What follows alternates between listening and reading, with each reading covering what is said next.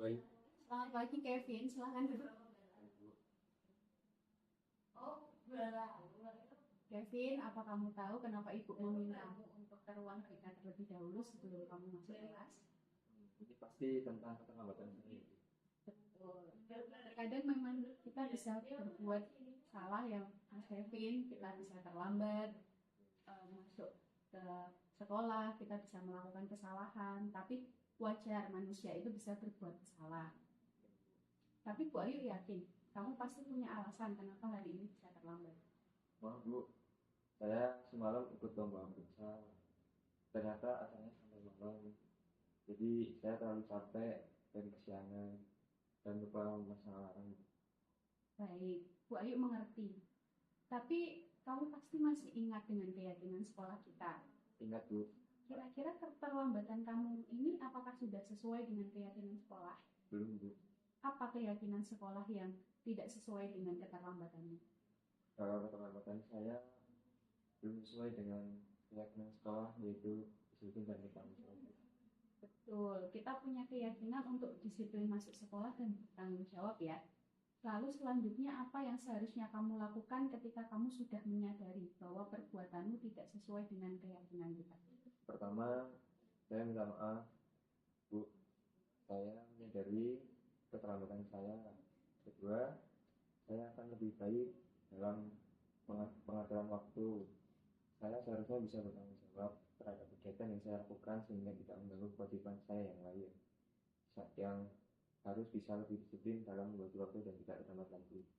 Baiklah, terima kasih Mas Kevin atas solusi yang sudah kamu berikan atas keterlambatan kamu. Semoga kedepannya kamu bisa mengerti waktu. Jadi kalau ada kegiatan selain kegiatan sekolah tidak mengganggu kewajiban kamu juga di sekolah, kamu bisa disiplin, datang tepat waktu.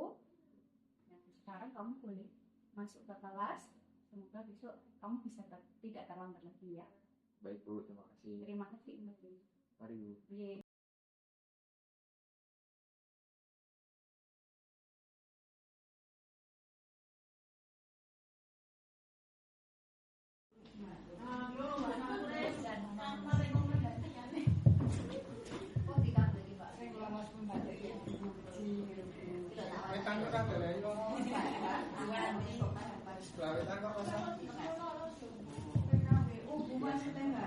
Selamat siang Bapak Ibu. Assalamualaikum warahmatullahi wabarakatuh.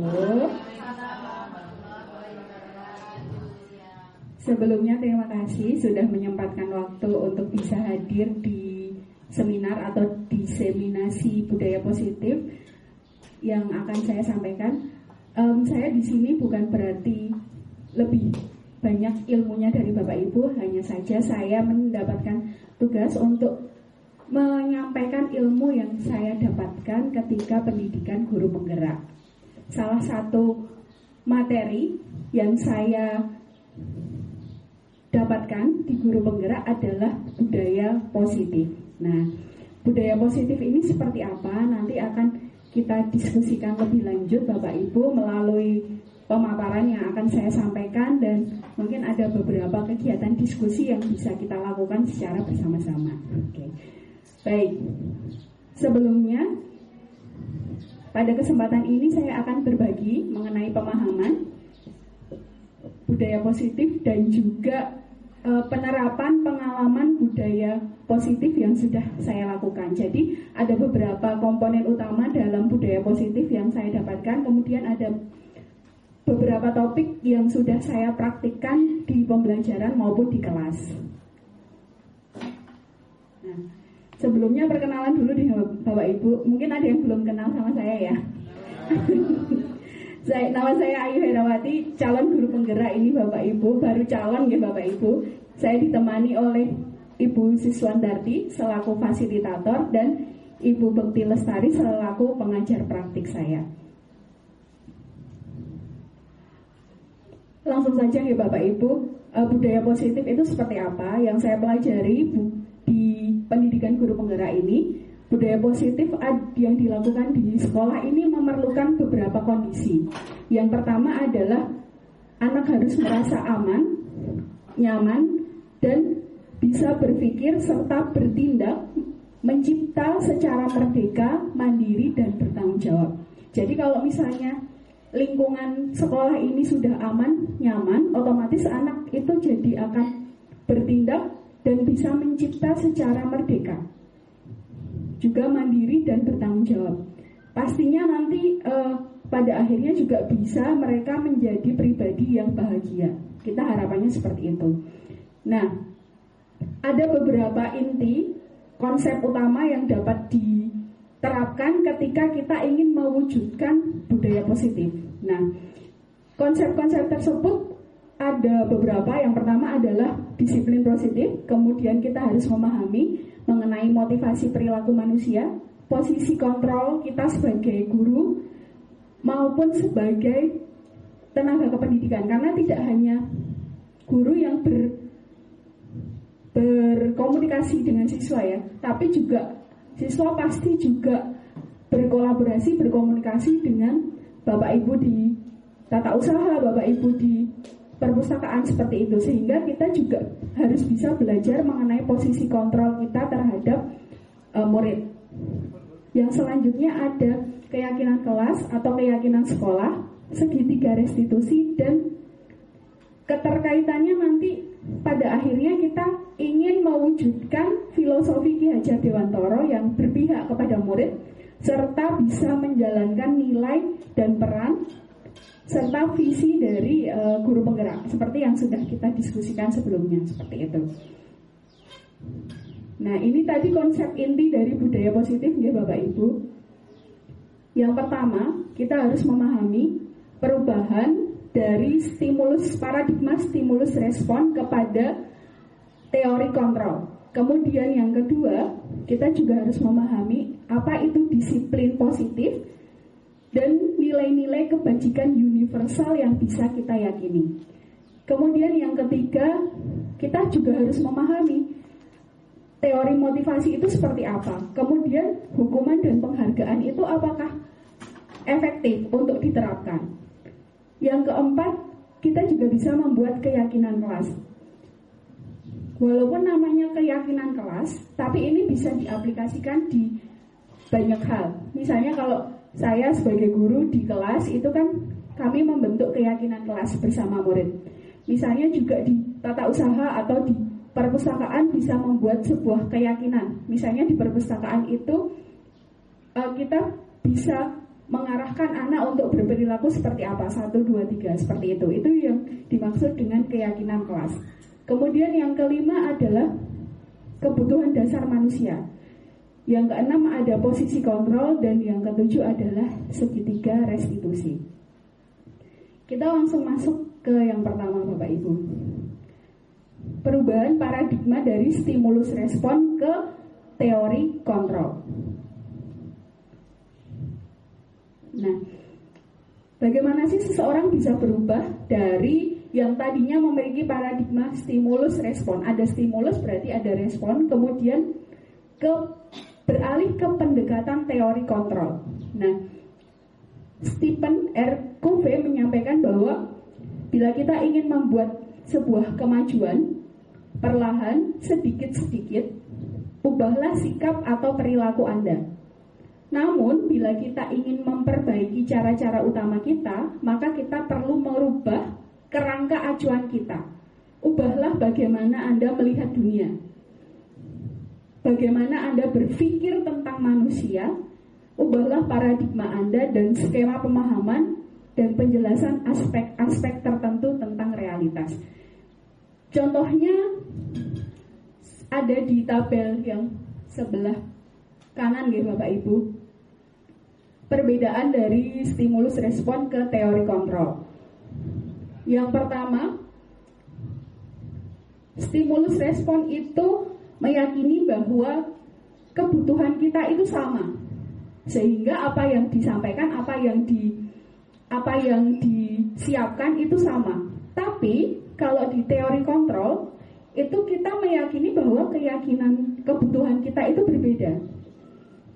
Makanya ketika dulu kita meyakini bahwa anak-anak ini harus diberi pembelajaran dengan cara yang sama, sekarang kita harus beralih ke realitasnya bahwa kebutuhan setiap anak itu berbeda. Maka kita bisa mengakomodasi kebutuhan yang berbeda ini agar mereka bisa sampai kepada potensinya yang maksimal masing-masing. Kemudian yang kedua, masih sama ya Bapak Ibu, semua orang melihat hal yang sama. Sedangkan pemikiran setiap orang itu pasti berbeda-beda. Jadi kita harus memiliki gambaran yang berbeda dari setiap orang. Yang ketiga, kalau dulu kita merasa benar bahwa ketika kita bisa mengubah orang agar mempunyai pandangan yang sama dengan kita. Kita ingin orang mengikuti kita apa kehendak kita, tapi kita harus merubah paradigma kita bahwa kita hanya bisa mengontrol diri kita sendiri. Kita tidak bisa mengontrol orang lain. Jadi kita juga harus bisa memahami bahwa orang lain itu pasti memiliki pandangan yang berbeda dengan kita. Kemudian selanjutnya, kalau dulu kita berpikiran bahwa di teori stimulus respon itu orang kalau melakukan kesalahan, melakukan sesuatu yang buruk itu adalah sebuah kesalahan. Tapi sekarang kita harus rubah paradigma kita bahwa apa yang dilakukan orang lain itu pasti ada tujuannya atau pasti ada alasannya. Kita perlu mencari alasan tersebut agar bisa membantu orang tersebut bisa memperbaiki kesalahannya. Nah, tadi sudah saya sebutkan juga ya Bapak Ibu, kalau dulu kita berkeyakinan bahwa saya harus bisa mengontrol orang lain. Tapi kita harus menyadari sekarang bahwa kita tidak bisa mengontrol orang lain. Kita hanya bisa mengontrol diri kita sendiri. Karena kita berpikir kita harus mengontrol orang lain, di teori stimulus respon, model berpikirnya adalah menang kalah. Jadi harus ada yang menang, harus ada yang kalah. Ketika orang mau mengikuti pendapat kita, artinya kita yang menang, kemudian dia yang kalah. Itu paradigma stimulus respon. Kita harus mulai berubah ke paradigma teori kontrol. Bahwa ketika kita memiliki perbedaan pendapat dengan orang lain, maka model berpikirnya harus menang-menang. Jadi kedua-duanya harus merasa bahwa menang dan menang, tidak ada yang kalah. Karena yang dicari bukan siapa yang menang, siapa yang kalah, tapi bagaimana sebuah permasalahan atau sebuah pemikiran itu bisa berjalan bersama-sama. Kita bisa berkolaborasi dengan orang lain, makanya model berpikirnya adalah menang-menang. Seperti itu. Perubahan pertama yang harus dilakukan adalah merubah paradigma dari stimulus respon ke teori kontrol. Kemudian yang kedua, disiplin positif dan nilai-nilai kebajikan universal. Kalau kita membaca atau mengetahui tentang disiplin itu biasanya sesuatu yang tegas ya Bapak Ibu. Bapak Ibu biasanya kalau tahu kamu harus disiplin seperti itu, dalam pandangan Bapak Ibu seperti apa? Apakah sesuatu yang buruk atau sesuatu yang baik? Harus dijalankan. Tapi dulu paradigma kita kalau disiplin itu berarti kita mungkin masih berkelakuan yang tegas, masih ada sedikit hal yang buruk seperti itu ya, sehingga harus didisiplinkan. Padahal disiplin, makanya ditambah di sini ada disiplin positif. Kita harus menjalankan sebuah disiplin dengan positif. Nah, dalam rangka menciptakan sebuah disiplin positif, sebelumnya mari kita tanyakan dulu kepada diri kita. Yang pertama, bagaimana kita berperilaku. Yang kedua adalah mengapa kita melakukan segala sesuatu. Kemudian yang ketiga, apakah kita melakukan sesuatu karena adanya dorongan dari lingkungan atau ada dorongan dari orang lain.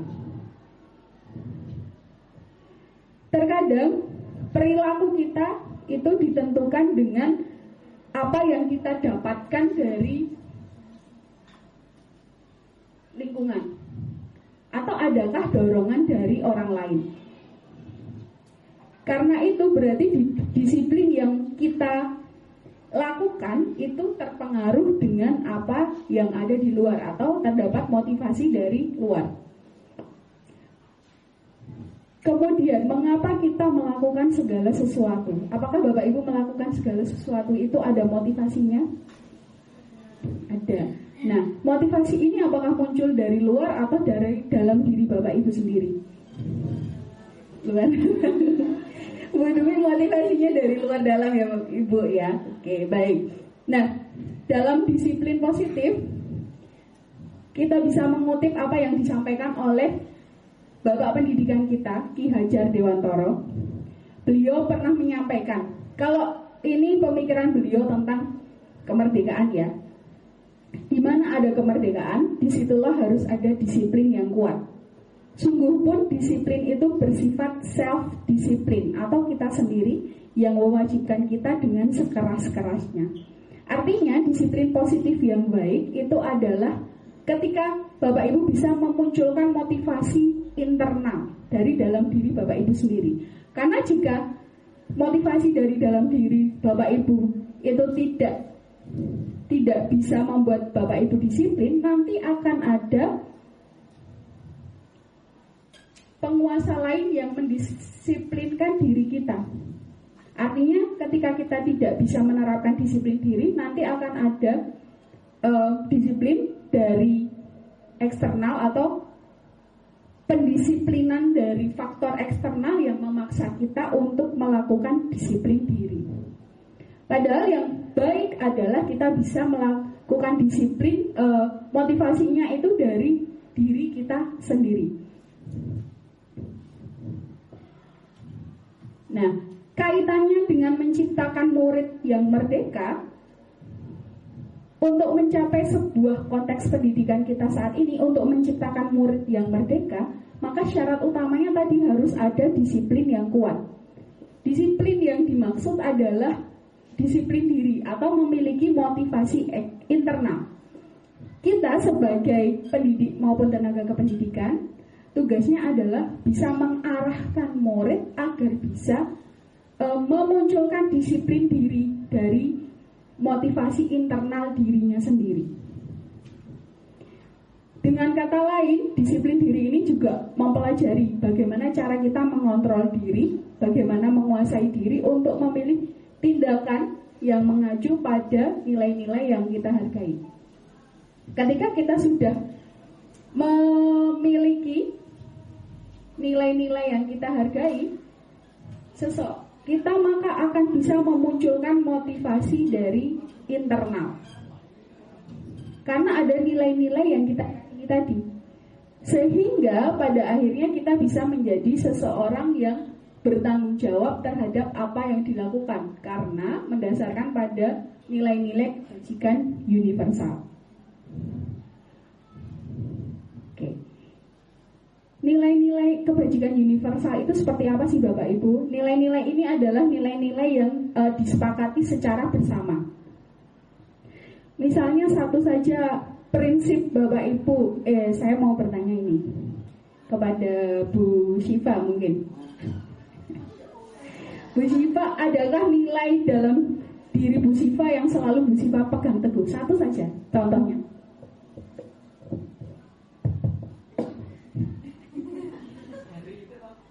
Dari dalam ya. Nilai yang ada dalam diri saya yaitu nilai beriman, kemudian mandiri dan bergotong royong. Oke. Karena Bu Syifa memiliki 3 nilai ini, beriman, kemudian mandiri dan bergotong royong, otomatis ketika Bu Syifa meyakini saya harus memiliki nilai-nilai ini, nanti akan muncul motivasi internal dari dalam diri Bu Syifa ya. Disiplin yang akan Bu Syifa terapkan. Misalnya kalau beriman, artinya Bu Syifa nanti tahu ya, kalau sudah jam beribadah harus beribadah seperti itu. Motivasi itu adalah salah satu contoh motivasi internal. Bu Syifa meyakini bahwa saya harus memiliki nilai-nilai kebajikan. Salah satunya adalah beriman. Ketika sudah tahu nilainya beriman, maka ketika jam waktunya sholat tidak perlu disuruh sama orang lain, Bu Syifa bisa bahkan bisa mengajak orang lain. Bu Yayu yang sering diajak ya Bu Yayu. Ya aduh. Siang ini suka ke masjid berjamaah bersama gitu ya Bu Yayu. Nah itu salah satu contoh disiplin positif ya Bapak Ibu. Bapak Ibu meyakini bahwa ada nilai-nilai yang harus saya jalankan, maka saya harus memunculkan motivasi internal dari dalam diri untuk bisa mencapai nilai tersebut. Nah, kalau kaitannya dengan murid, maka kita ada payung besarnya adalah karakter profil pelajar Pancasila. Kita ingin murid-murid kita meyakini bahwa mereka harus beriman, mandiri, bernalar kritis, berkebinekaan global, bergotong royong, dan kreatif.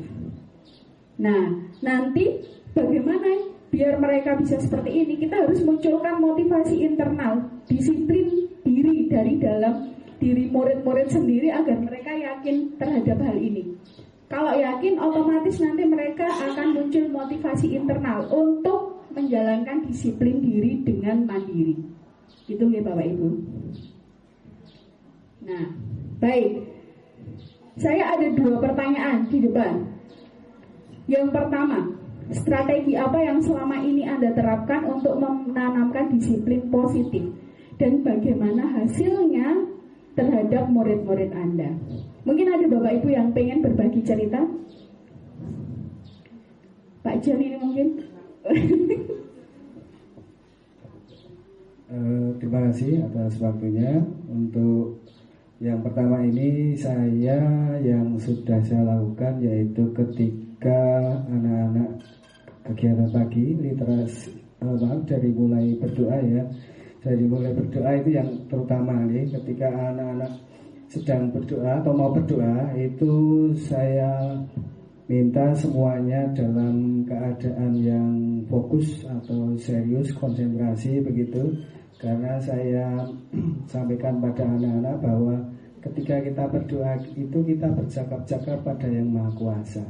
Begitu meminta sesuatu, maka dalam keadaan yang harus fokus, konsentrasi, tidak disambi dengan yang lain-lain, misalnya berjalan atau berbicara dengan temannya atau sedang menggunakan HP-nya dan sebagainya. Itu jadi harus fokus, itu yang saya sampaikan ke anak-anak. Kemudian di awal memang agak susah ya, tapi karena itu sering saya sampaikan, saya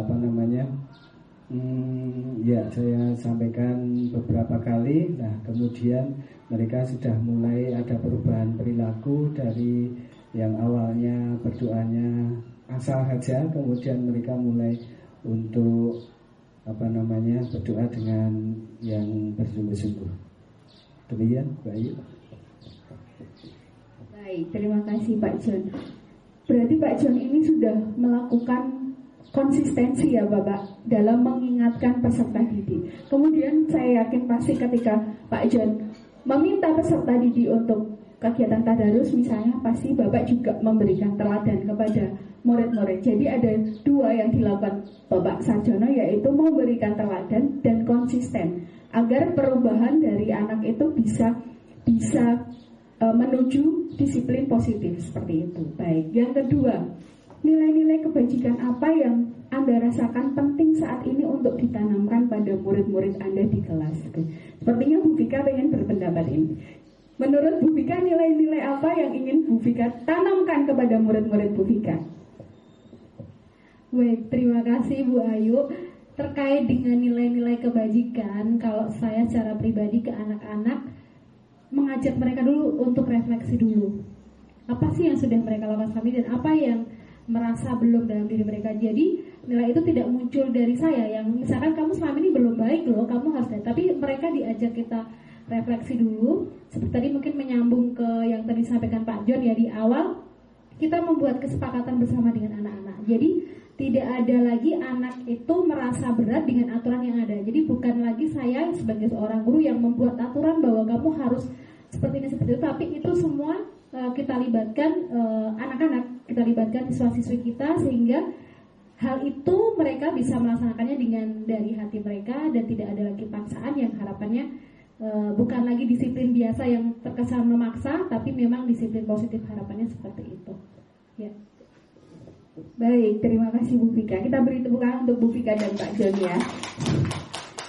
Bu Vika ingin menanamkan motivasi internal dari dalam diri anak-anak seperti itu ya Bu, sehingga ketika ada kesepakatan itu Ibu menggali dari anak-anak sendiri. Mereka ingin menanamkan nilai-nilai apa, seperti itu ya Ibu. Nah, bagus sekali Ibu. Berarti sudah ada kegiatan proses untuk memunculkan motivasi internal dari dalam diri anak-anak, seperti itu ya Ibu. Oke. Baik, kita lanjutkan Bapak Ibu. Yang ketiga, kita harus memahami mengenai teori motivasi, hukuman, dan penghargaan. Ada 3 Bapak Ibu motivasi yang mendasari tindakan seseorang. Yang pertama adalah mereka ingin melakukan sesuatu untuk menghindari hukuman. Yang kedua adalah melakukan sesuatu untuk mendapatkan imbalan atau penghargaan dari orang lain. Kemudian yang ketiga adalah melakukan sesuatu karena mereka ingin menjadi pembelajar sepanjang hayat, menjadi orang yang berusaha dan bertanggung jawab serta menghargai diri. Seperti Bu Siva tadi yang mempunyai nilai beriman, nah, Ibu tidak ingin mendapatkan imbalan. Tentunya juga Ibu tidak menghindari dari hukuman ya Ibu. Karena itu Ibu secara sadar melakukan disiplin positif tadi. Salah satunya untuk mencapai nilai beriman, mandiri, dan gotong royong itu tadi. Nah, baik, saya juga ada 2 pertanyaan lagi nih Bapak Ibu. Yang pertama, bila di sekolah Anda tidak ada aturan yang memberikan surat teguran bagi karyawan yang sering datang terlambat atau tidak ada atasan yang memberikan Anda penghargaan karyawan terbaik karena sering tepat waktu, apakah Anda akan datang tepat waktu? Apakah Anda akan datang tepat waktu? Bu Yayu ini sudah angguk-angguk ini Bu Yayu. Bu Yayu, kalau tidak ada teguran, tidak ada imbalan penghargaan dari atasan ini, apakah Bu Yayu akan tetap datang tepat waktu Ibu? Tetap insya Allah, tetap ya, tetap karena itu pilihan.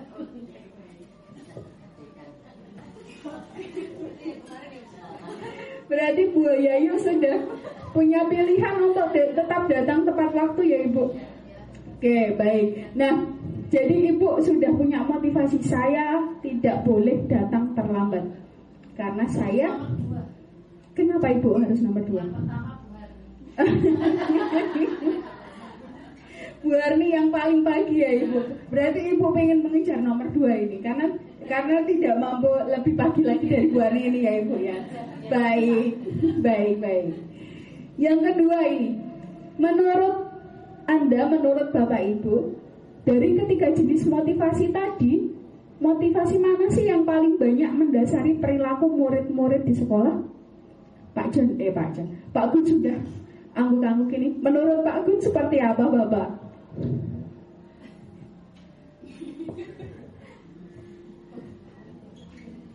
Terima kasih Bu Ayu Hilawati.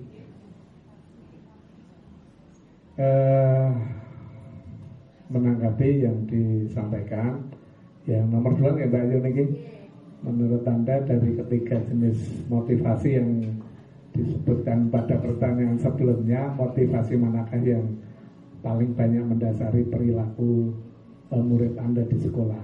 Nah, untuk menjawab ini sebetulnya secara teori dan di lapangan kadang-kadang memang ada sedikit ketidaksesuaian Mbak Ayu. Jadi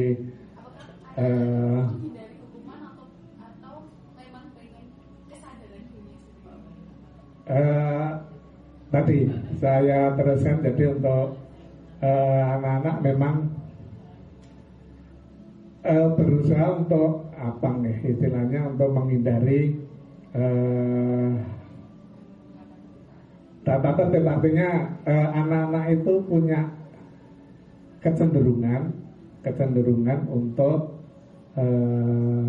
melanggar dan memang harus ada konsekuensi sebetulnya secara di lapangan, karena mungkin secara teori memang hukuman dan atau punishment itu kan tidak tidak diperbolehkan, tetapi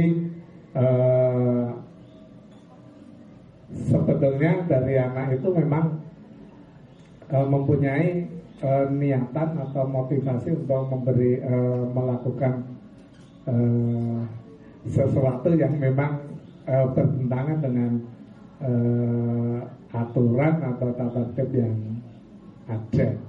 Jadi emang dalam diri anak itu emang ada hal-hal seperti itu. Baik, terima kasih Pak Gun. Kita beri tepuk tangan untuk Bapak Gunadi ya. Juga kepada Bu Yayu ini yang selalu ingin jadi nomor 2 ya Bu Yayu ya. Baik. Seperti yang disampaikan Pak Gun tadi, anak-anak di sekolah kita itu mungkin masih di taraf bahwa melakukan sesuatu itu belum muncul motivasi untuk menerapkan nilai kebajikan, tapi masih untuk menghindari hukuman, seperti itu ya Bapak Ibu.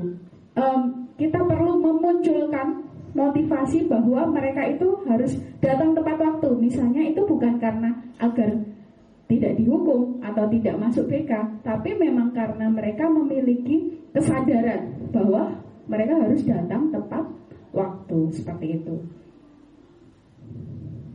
Oke. Nah, tujuan dari kita menerapkan disiplin positif itu agar muncul motivasi yang ketiga di dalam diri anak-anak kita semua Bapak Ibu, bahwa mereka memiliki kesadaran untuk belajar menjadi pembelajar sepanjang hayat dan meyakini nilai-nilai kebajikan yang ada kita sepakati secara bersama. Misalnya yang salah satunya tadi harus datang tepat waktu. Kita memiliki keyakinan sekolah bahwa datang itu paling lambat jam 7 ya Pak Gun. Nah, anak-anak harus datang paling lambat jam 7. Nah, mereka harus memunculkan motivasi internal bahwa ya kalau sampai sekolah harus sebelum jam 7. Kalau setelah jam 7 artinya mereka sudah terlambat, seperti itu. Nah, ketika murid-murid itu memiliki motivasi secara internal, maka ini akan berdampak jangka panjang Bapak Ibu. Mereka tidak akan terpengaruh dengan hukuman maupun hadiah ketika melakukan sesuatu. Mereka memang meyakini nilai-nilai yang harus mereka terapkan, harus mereka dapatkan, makanya mereka melakukan hal tersebut. Mereka akan tetap berperilaku baik dan berlandaskan nilai kebajikan karena ingin menjadi orang yang menjunjung tinggi nilai yang mereka hargai. Seperti itu. Baik, selanjutnya, ketika kita sudah paham mengenai teori motivasi, ada lagi teori mengenai hukuman, konsekuensi, dan restitusi. Tindakan terhadap suatu pelanggaran itu umumnya berbentuk hukuman atau konsekuensi. Tetapi ada program disiplin yang disebut dengan restitusi. Restitusi itu adalah tadi proses menciptakan kondisi di mana anak-anak itu bisa memunculkan motivasi internal, bisa memperbaiki kesalahan mereka sendiri. Mereka sudah mampu menciptakan bagaimana saya harus memperbaiki kesalahan saya, sehingga mereka bisa kembali ke dalam kelompok mereka atau ke dalam masyarakat itu dengan karakter yang lebih kuat. Ada perbedaan ya Bapak Ibu antara hukuman dan konsekuensi. Di sini ada beberapa tabel. Maaf, tidak terlihat tabel yang kedua ya. Oh, sudah terlihat ya. Nah, ada perbedaan antara hukuman, konsekuensi dengan restitusi tadi. Kalau hukuman itu masih berada di level identitas seorang anak itu adalah gagal. Tapi kalau konsekuensi dan restitusi itu sebenarnya sudah di taraf disiplin. Identitas mereka sudah sukses. Tetapi yang terbaik adalah kita bisa menggunakan restitusi. Kalau di tahap konsekuensi, ini anak mendapatkan sebuah konsekuensi atau akibat dari perbuatannya, tetapi hal itu masih diarahkan oleh guru. Karena kamu terlambat, kamu tidak mendapatkan tambahan waktu untuk mengerjakan soal. Itu artinya konsekuensi dari dia terlambat. Sedangkan restitusi itu nanti anak tidak akan merasa menjadi korban, tapi mereka akan merasa bahwa bisa memperbaiki kesalahannya dengan motivasi dari internal. Kalau hukuman sudah jelas ya Bapak Ibu, anak itu akan merasa tidak nyaman, dan biasanya hukuman itu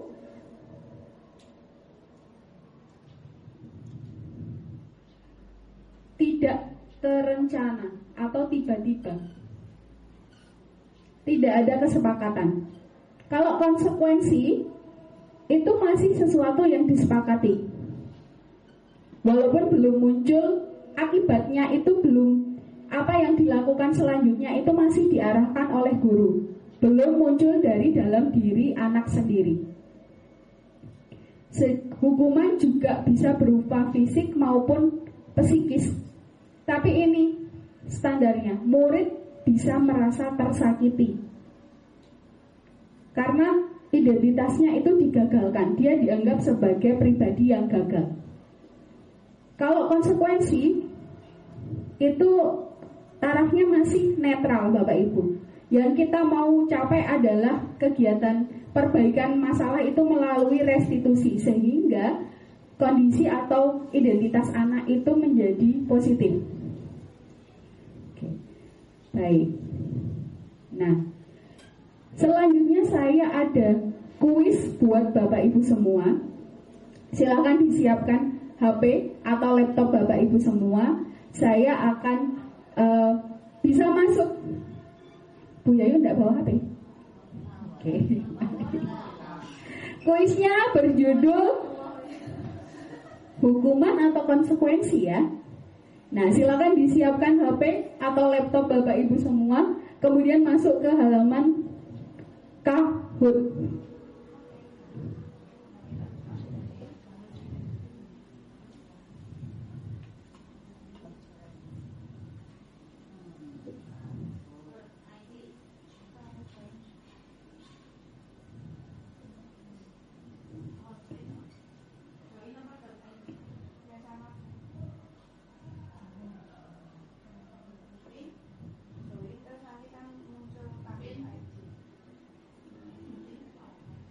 Kemudian silahkan dimasukkan PIN-nya. Ada di depan Bapak Ibu.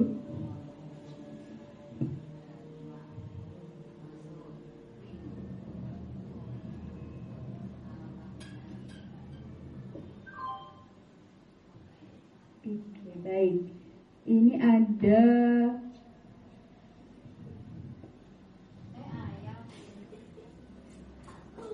13 orang ya Bapak Ibu. Sudah masuk semua belum?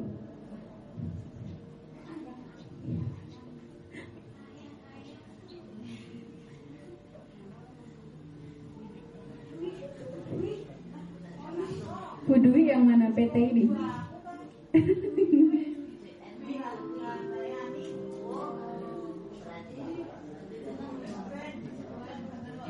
Ada satu orang yang belum masuk?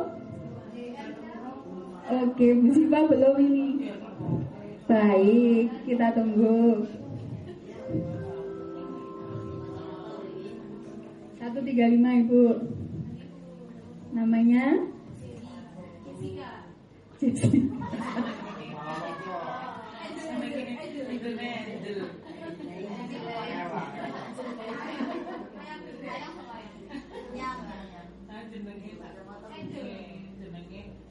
Ada sinyal buatan Bu Siva? Bu Siva ada sinyal buatan?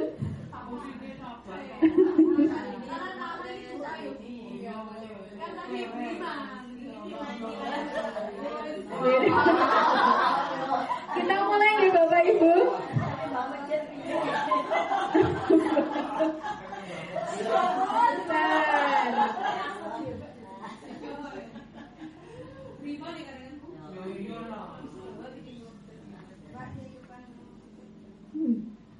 Pertanyaan 1.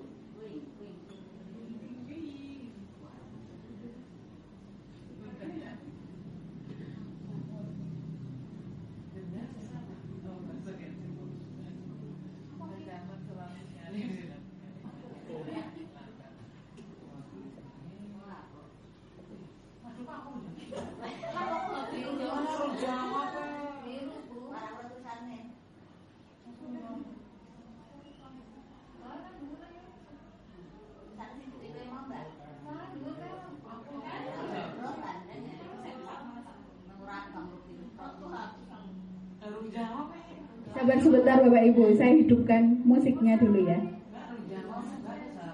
Ini.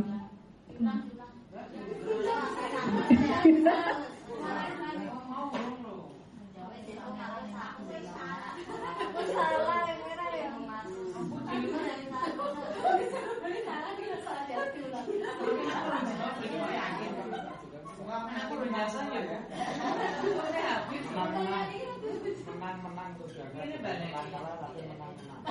Enggak ada yang kalah.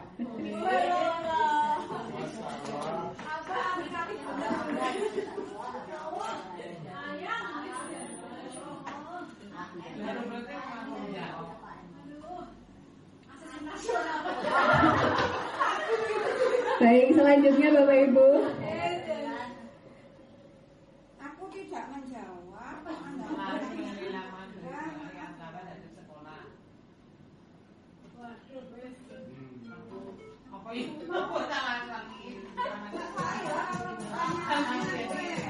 Iya Bu, boleh.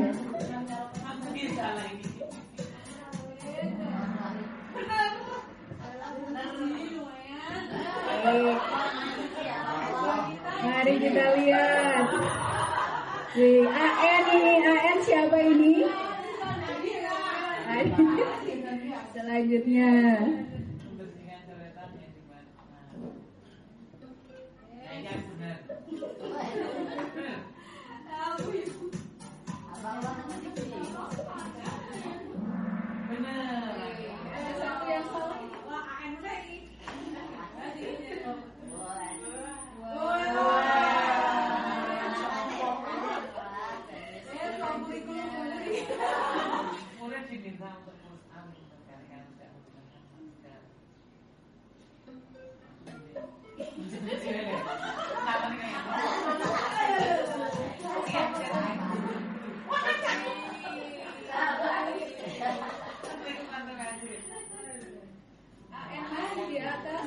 Ayam mengikuti ini ya. 5.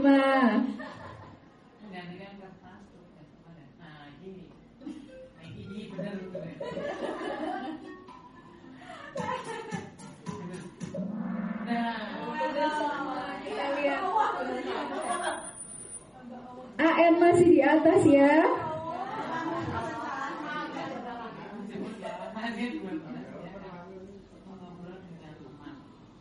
Apa Pak Kun terlalu cepat ini?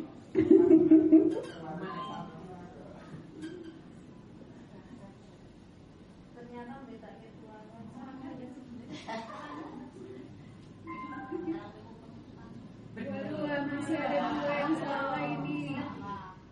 Waduh, AN tergeser ini. Ayang, oke.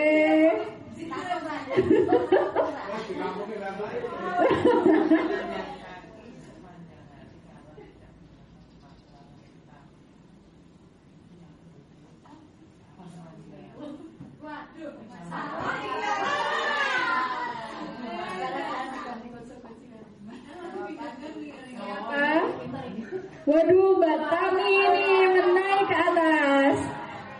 Oke.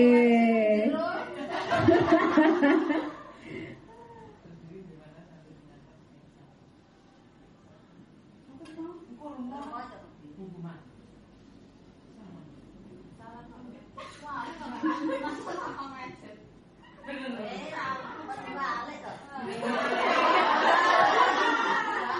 alasannya dibalik ini ya. Ya, waduh, tapi masih di atas ini rezeki anak ini ya. Nomor 9.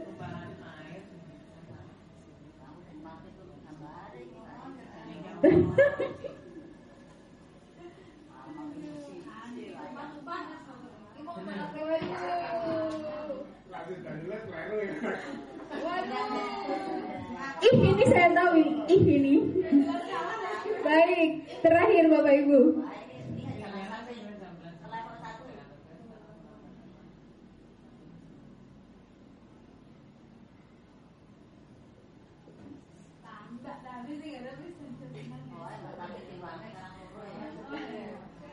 Yang berpikir dua ya Bapak Ibu.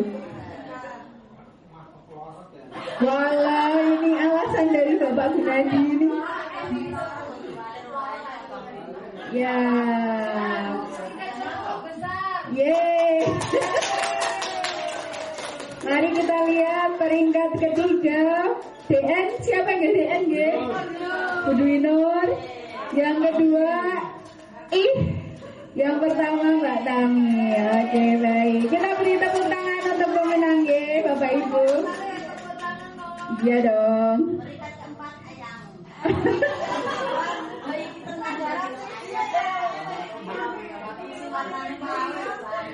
Ya dong. Nanti ada satu lagi Bapak Ibu. Baik. Ya. Tadi kita sudah bisa membedakan mana hukuman dan mana konsekuensi ya Bapak Ibu. Sekarang ada selain hukuman, konsekuensi dan restitusi, ada juga penghargaan. Apakah penghargaan ini memang bisa diberikan kepada anak-anak, atau penghargaan itu juga bisa menjadi sebuah motivasi atau bisa juga menjadi sebuah hukuman. Alfikon menyampaikan bahwa saat kita berulang kali menjanjikan hadiah kepada anak-anak agar berperilaku bertanggung jawab, maka ketika kita tidak memberikan hadiah, anak-anak ini tidak akan berperilaku yang bertanggung jawab. Ketika kita berasumsi mereka tidak dapat melakukannya atau mereka tidak akan memilih untuk melakukannya sehingga kita memberikan sebuah penghargaan, maka hal penghargaan tersebut bisa juga menjadi sebuah hukuman. Bapak Ibu, apa ini? Oke. Nah, selanjutnya Alvin Kohn ini menyampaikan bahwa pemberian penghargaan itu sebenarnya sama nilainya dengan menghukum seseorang, Bapak Ibu. Makanya kita tadi perlu memunculkan motivasi internal agar ketika anak-anak melakukan sesuatu itu memang bukan karena hukuman, bukan karena penghargaan, tapi memang karena mereka ingin menjalankan, meyakini nilai-nilai kebajikan universal yang ada dalam diri mereka. Sehingga ketika tidak ada hukuman dan tidak ada penghargaan, mereka tetap akan melakukan hal tersebut. Penghargaan itu bisa tidak efektif. Karena tadi kalau Bapak Ibu tidak memberikan penghargaan, anak tidak akan melakukannya. Jadi harus diberi penghargaan dulu. Maka mereka bisa mengikuti apa yang kita inginkan. Yang kedua, penghargaan itu bisa merusak hubungan. Ketika Bapak Ibu memberikan sebuah penghargaan ke satu anak yang lain bisa iri, bisa merasa tidak nyaman, jengkel. Karena itu, kenapa saya tidak diberi hukuman? Yang ketiga, bisa mengurangi ketepatan. Pernah ada sebuah penelitian Bapak Ibu, ketika seorang murid diminta untuk menjawab soal, kemudian dia diberi penghargaan, maka selanjutnya itu yang jawaban dia itu malah tidak tepat. Tapi ketika seorang anak ini diminta untuk menjawab tepat atau tidak sebuah soal, dia tidak mendapatkan penghargaan, maka ketepatan dia dalam menjawab soal itu malah lebih baik dari yang mendapatkan penghargaan. Kemudian yang keempat, penghargaan bisa menurunkan kualitas. Sebuah penelitian terhadap beberapa orang mahasiswa itu ketika dia bisa menyelesaikan tugas dengan baik, kemudian diberi penghargaan, maka tugas selanjutnya itu kualitasnya malah tidak baik dibandingkan dengan yang tidak mendapatkan penghargaan. Yang kelima, penghargaan bisa mematikan kreativitas. Hal ini juga berdasarkan penelitian ya Bapak Ibu. Ketika ada sebuah kelas diberi tugas untuk membuat sebuah puisi atau sebuah karya sastra, anak yang dijanjikan sebuah penghargaan itu kreativitasnya malah mati atau tidak berkembang dibandingkan dengan kelas yang tidak dijanjikan penghargaan ketika sudah selesai membuat sebuah karya atau sebuah produk seperti itu. Dan penghargaan juga bisa menghukum. Menghukum ini seperti apa? Ketika kita membuat hasil belajar, kemudian meranking anak-anak, maka anak yang mendapatkan ranking 2 itu dia akan merasa dihukum. Karena orang hanya akan memberikan selamat kepada yang ranking 1, tidak mengakui adanya ranking 2. Padahal kemampuan dan potensi anak itu kan berbeda-beda. Ketika dia tidak bisa mendapatkan ranking 1 atau merasa bahwa kok hanya ranking 1 yang mendapat penghargaan, maka dia akan merasa seperti terhukum. Terakhir,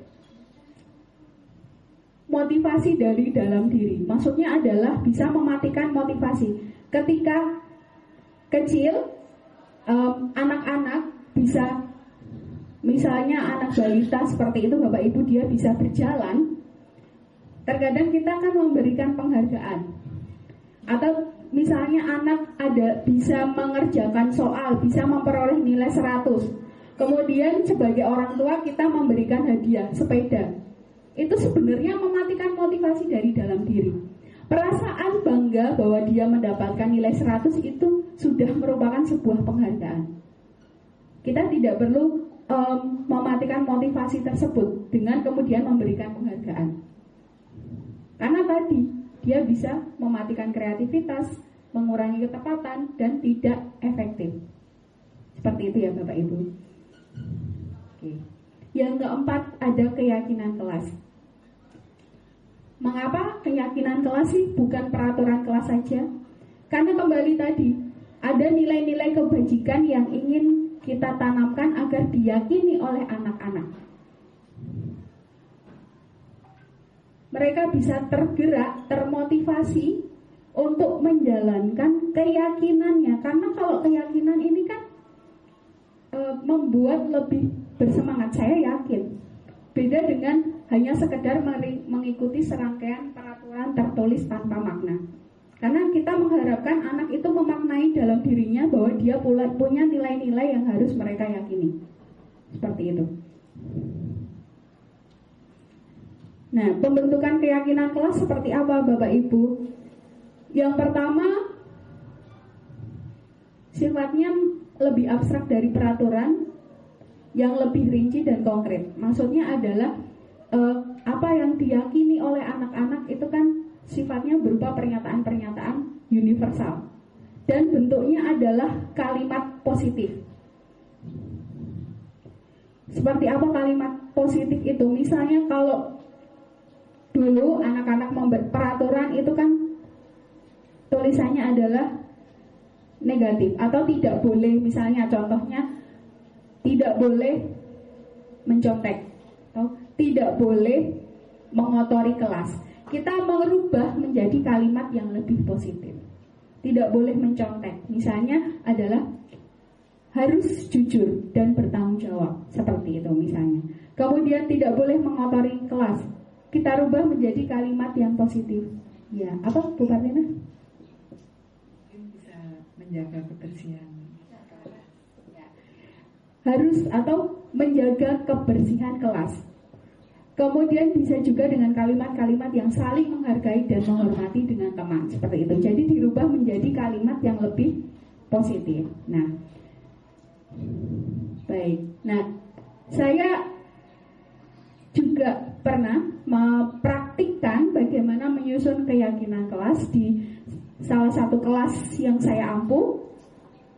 Ini adalah dokumentasi yang saya lakukan. Waktu itu saya bersama dengan anak-anak melakukan kesepakatan keyakinan kelas apa sih yang akan kita jalankan, seperti apa nanti kita ke depannya ketika melakukan proses pembelajaran secara bersama-sama. Saya dan anak melakukan kesepakatan membentuk sebuah keyakinan kelas bahwa kita bisa menjalankan kelas ini, ada nilai-nilai yang ingin kita terapkan atau yang ingin kita jalankan.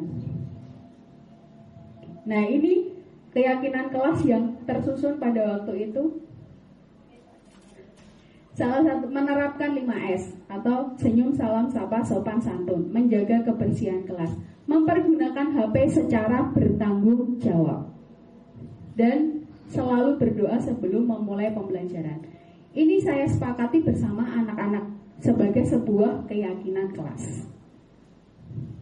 Baik, kelima, ada kebutuhan dasar manusia yang harus kita akomodasi, Bapak Ibu. Anak-anak melakukan sesuatu itu ada alasannya. Salah satu alasannya adalah kebutuhan dasarnya itu tidak terpenuhi.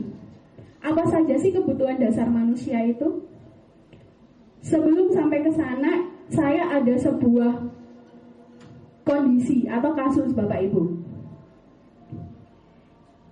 Kasusnya adalah Ibu Ambar, guru wali kelas 2A di SD Pelita Hati, sedang bingung menghadapi ulah salah satu murid di kelasnya, Doni. Beberapa anak di kelas 2A telah datang padanya dan mengeluhkan Doni yang seringkali meminta bekal makan siang dengan paksa. Jika Anda menghadapi situasi seperti Ibu Ambar, apa yang akan Anda lakukan? Menurut Anda, kira-kira alasan Doni melakukan hal itu apa sih? Bu Anita ini sudah fokus sekali Bu Anita. Ini sepertinya kita ganti Bu Anita ya. Ibu Anita monggo. Ya, terima kasih waktunya. Menurut saya, jika Anda menghadapi situasi seperti yang ada di wacana itu, kalau menurut saya mungkin saya akan memanggil si Doni ini, meminta penjelasan atau bertanya kenapa dia melakukan itu kepada teman-temannya, mungkin seperti itu. Kemudian kalau menurut saya alasan Doni mungkin dia memang tidak membawa bekal, itu yang pertama. Kedua, mungkin memang orang tuanya tidak menyiapkan khusus untuk bekal Doni, sehingga Doni melakukan itu di kelasnya. Mungkin seperti itu. Terima kasih. Tepuk tangan dulu untuk Ibu Anita ini. Baik. Menurut Bu Anita mungkin saja Doni melakukan itu karena orang tuanya tidak menyiapkan bekal. Seperti itu nggih Bapak? Bu Anita, seperti itu nggih. Baik. Nah, ada 5 kebutuhan dasar manusia Bapak Ibu. Yang pertama adalah kebutuhan bertahan hidup. Yang kedua, terhadap penguasaan. Yang ketiga, terhadap kasih sayang dan rasa diterima. Yang keempat, terhadap kesenangan. Dan yang terakhir adalah terhadap kebebasan. Menurut Bapak Ibu, jika Bu Anita menyampaikan bahwa mungkin saja Doni meminta makan dari teman-temannya itu karena orang tuanya tidak menyiapkan bekal, menurut Bapak Ibu, Doni ini kebutuhan dasar mana yang belum terpenuhi?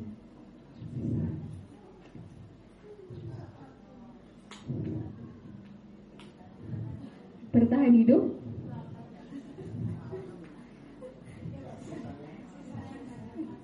Oke, baik.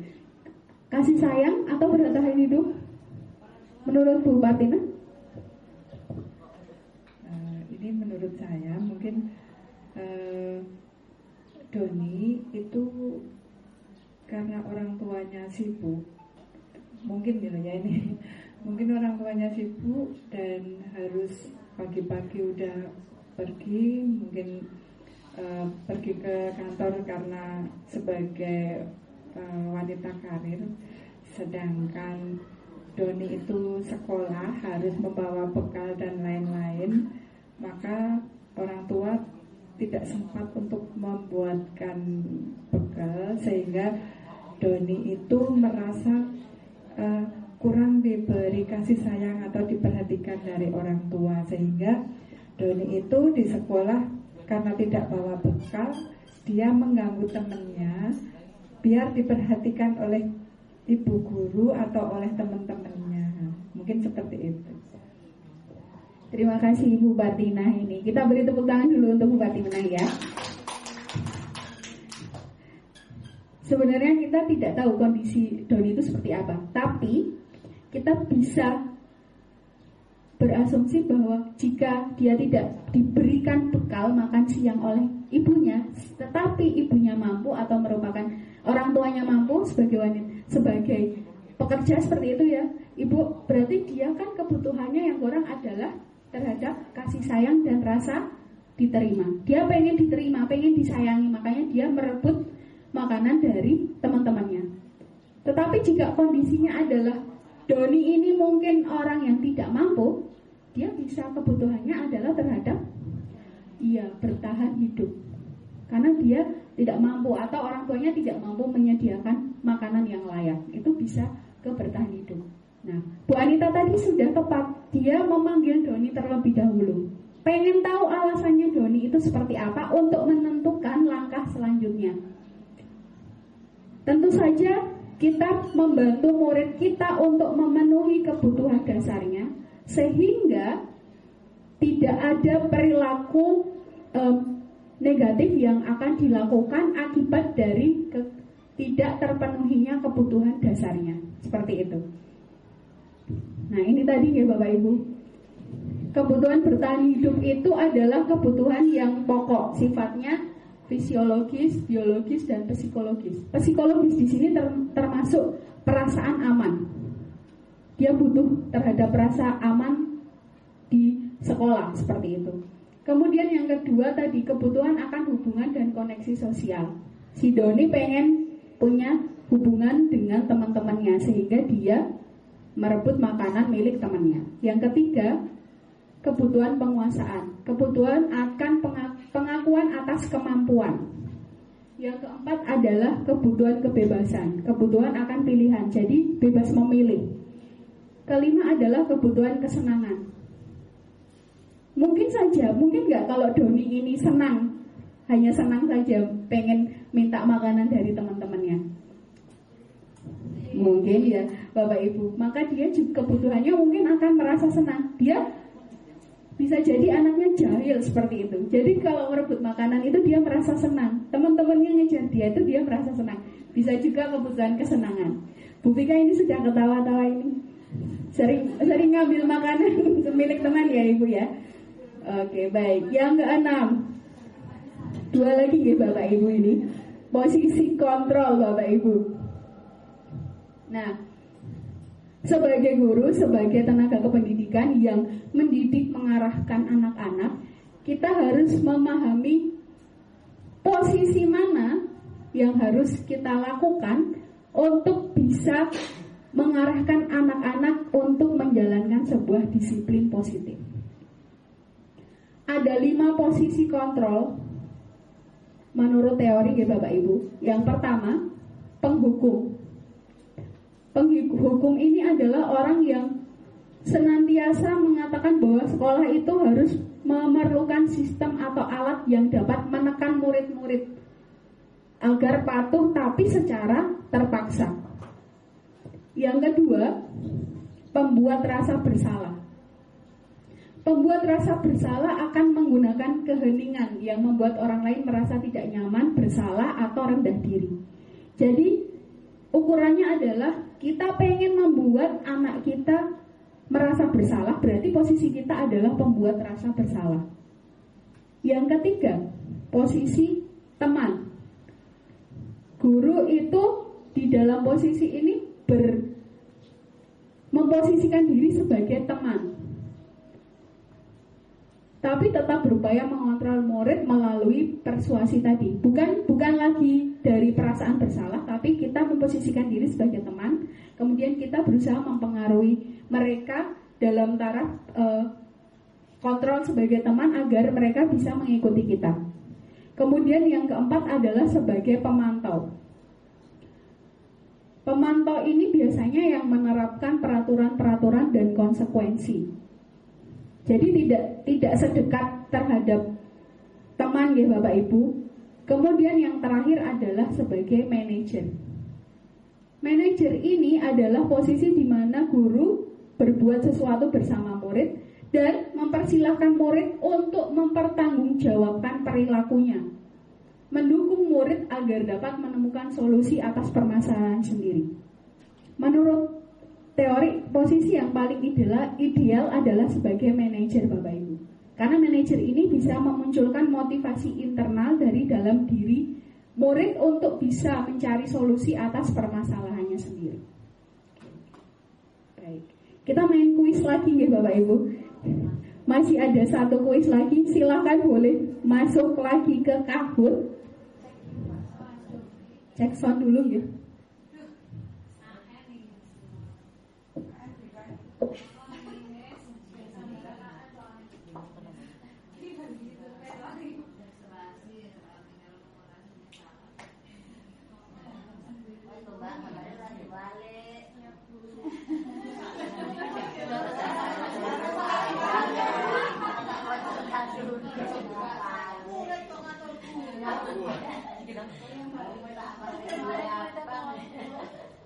Kita cek suara dulu.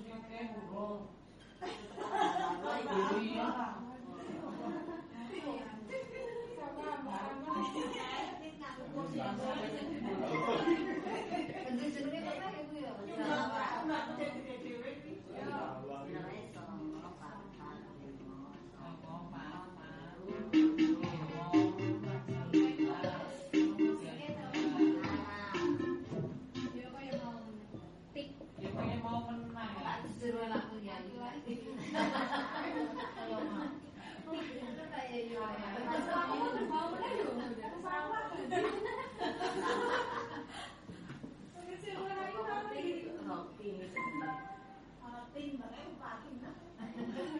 Baik, sudah masuk semua ini? Sudah.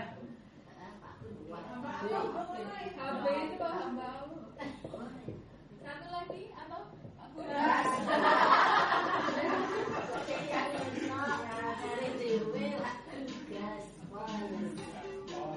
mari sebentar ya. Oh, sensitif itu. Ada lagi mana pertanyaan ini? Pendapat orang waduh. Saya kecewa sekali dengan Waduh, ya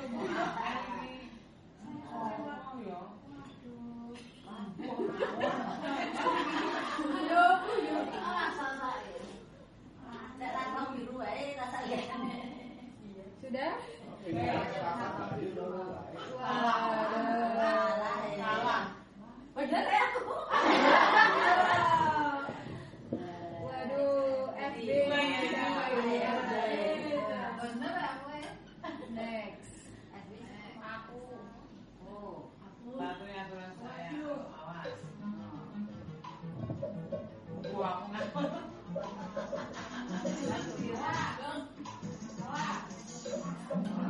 Bener.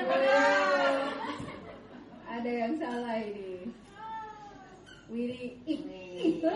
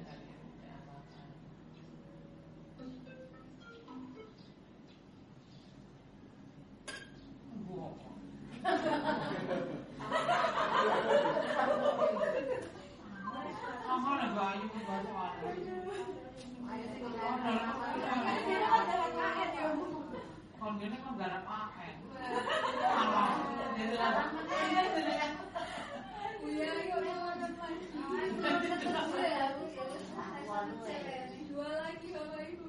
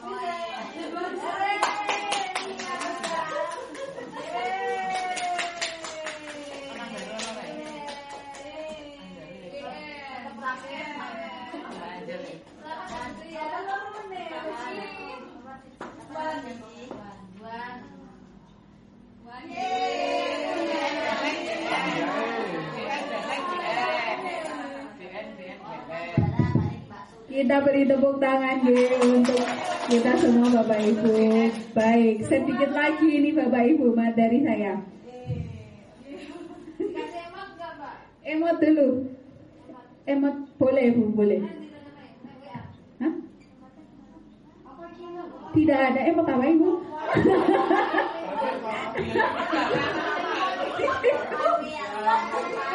Allah, baik. Ini saya lanjutkan dulu Bapak Ibu. Saya terakhir Bapak Ibu.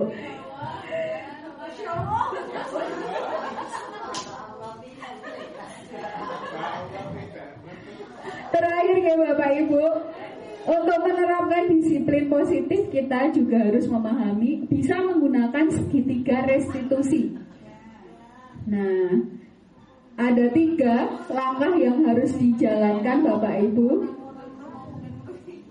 Segitiga restitusi itu adalah proses menciptakan kondisi bagi murid untuk bisa memperbaiki kesalahannya sehingga karakter mereka lebih kuat. Tahapannya ada 3 Bapak Ibu. Yang pertama adalah menstabilkan identitas. Kita semua akan melakukan hal terbaik yang bisa kita lakukan.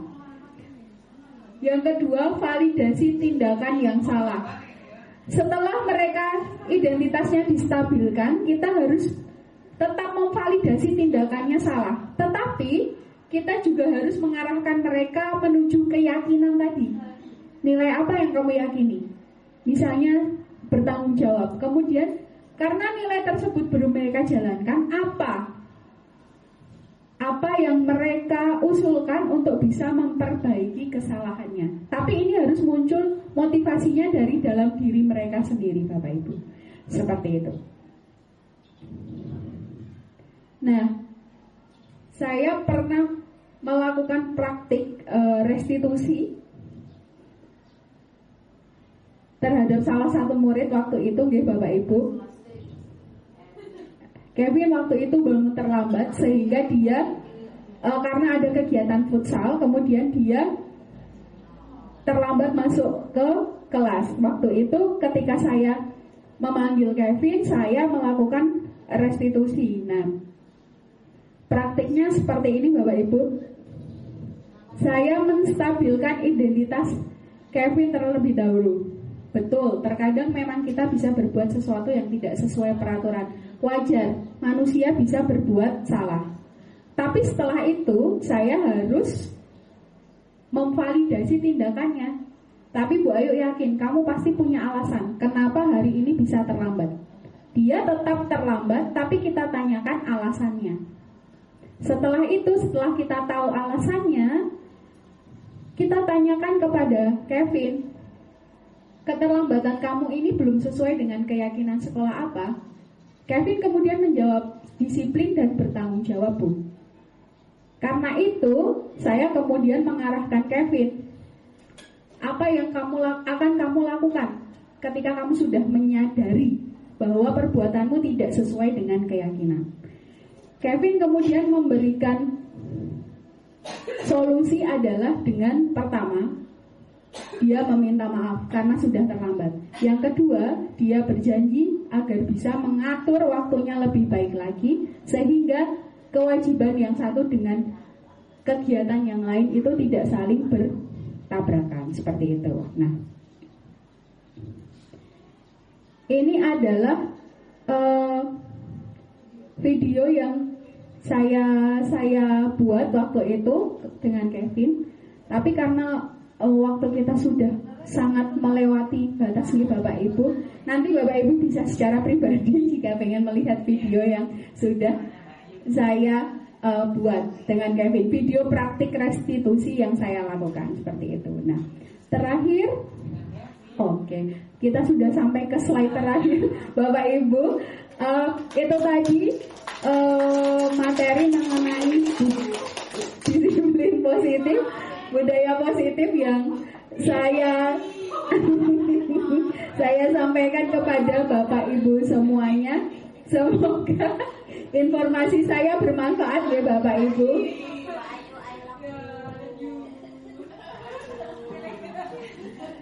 Sepertinya tidak ada pertanyaan ya Bapak Ibu.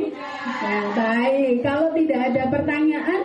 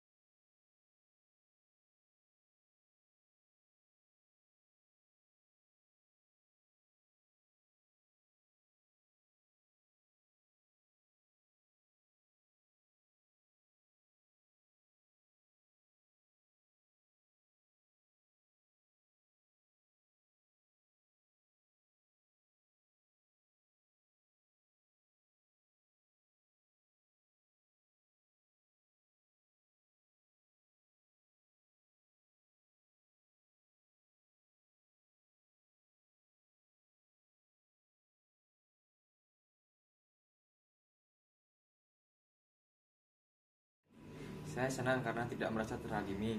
Saya senang bila penerapan penyelesaian kasus seperti ini bisa diterapkan di sekolah.